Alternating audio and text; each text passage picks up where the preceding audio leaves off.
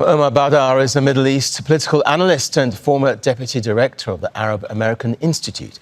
He joins us from Washington, D.C. now. Welcome to the programme. So the US again blocks a UN Security Council resolution. What does this say then about the reality of President Biden's actions over Gaza? Well, there has been an entire year of debate with Biden constantly said to be very frustrated with Netanyahu, really wanting him to stop the war on Gaza and looking desperately for a ceasefire. And right now, I think that debate has been put to rest, that this was all a charade all along, that it was simply the administration lying to the public the entire time about looking for a ceasefire, and that this administration's policy is simply to back Israel no matter what it does, looking for this total victory in Gaza. And it doesn't matter how many Palestinian children they kill in the process. They can continue massacring Palestinians by the tens of thousands, and it did not shake Washington's resolve to keep backing Israel no matter what. This really is the legacy of the Biden administration.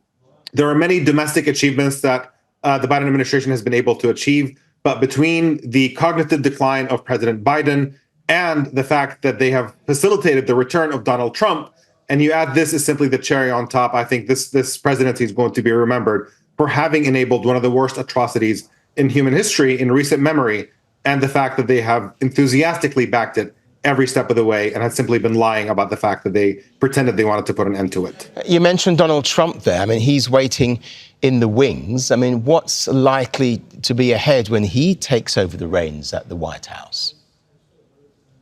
You know, it's incredible that even though Biden's policy has been absolutely horrific and horrible by any measure, the fact that Trump, in fact, seems to be, getting us ready for making things substantially worse. He's done that once before. He's come into power promising to make American policy even more anti-Palestinian than it was. And even now that it's at a new low, he is promising to make it worse once again. And when you look at the fact that he's staffed his administration, all the nominations for major appointments are, religious fanatics and extremists of different varieties who are all insistent on the idea that Israel must control all of the land from the river to the sea and having absolutely no regard for Palestinian existence. I think what Donald Trump is priming us for, along with the people around him, is to enable Netanyahu to deal a death blow to the entire Palestinian struggle for freedom and justice. That is what they're planning on doing. This is an unprecedented situation of extreme risk. It is difficult to put into word the perils that we're currently facing looking at that prospect, and it really remains to be seen how things are actually going to go. Given what you say then, where does this leave the UN Security Council? That there must be a sense of impotence. Absolutely. The entire international order of the UN has been effectively dismantled by this particular policy. It's always been broken by the fact that you have members that can simply veto any action, and the fact that the US, not just these 4 vetoes of this particular ceasefire, but for many decades has been relentlessly using its veto to shield Israel from international accountability, insisting that Israel is a country that is above the law and above any rules. And that has made a mockery of the entire idea of an international system in which all countries are supposed to abide by the rules and play by them.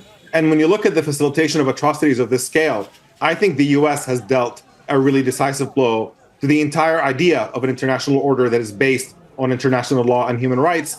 And we're going to have to, I think this structure is going to continue into the foreseeable future, but the impotence of it has been put on full display. And I think this is a signal for many other authoritarian nations to know that they can carry out atrocities with impunity, and they have the precedent to point to of the fact that Israel has gotten away with full-fledged genocide, and that the United States, the country that claims to be leading this new world order of international law and human rights, has in fact been entirely hypocritical about it and has facilitated some of the most glaring violations of those norms.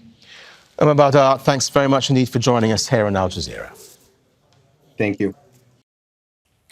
Make sure to subscribe to our channel to get the latest news from Al Jazeera.